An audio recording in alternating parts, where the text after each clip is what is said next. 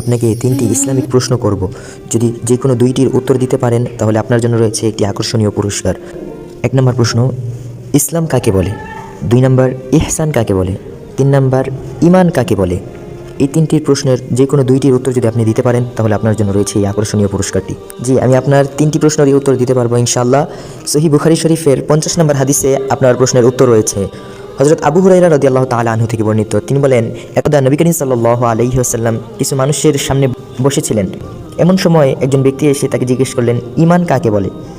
নবী করিম সাল্লাল্লাহু আলাইহি ওয়াসাল্লাম বললেন, ঈমান হলো আপনি বিশ্বাস রাখবেন আল্লাহর প্রতি, তার ফেরেশতাগণের প্রতি, কিয়ামত দিবসের প্রতি এবং তার রাসূলগণের প্রতি এই বিশ্বাস স্থাপন করার নাম হচ্ছে ঈমান। ওই ব্যক্তি আবার জিজ্ঞাসা করলো, ইসলাম কি? তিনি বললেন, ইসলাম হলো আপনি আল্লাহর ইবাদত করবেন এবং তার সাথে কাউকে অংশীদার স্থাপন করবেন না, অর্থাৎ আল্লাহর সাথে কাউকে শিরিক করবেন না, সালাত প্রতিষ্ঠা করবেন, ফরজ জাকাত আদায় করবেন, রমজান মাসের রোজা রাখবেন, এরই নাম হচ্ছে ইসলাম। ওই ব্যক্তি জিজ্ঞাসা করলেন, ইহসান কি? নবীজি বললেন, আপনি এমনভাবে আল্লাহর ইবাদত করবেন যেন আপনি তাকে দেখছেন, আর যদি আপনি তাকে দেখতে না পান তাহলে মনে রাখবেন তিনি আপনাকে অবশ্যই দেখছেন।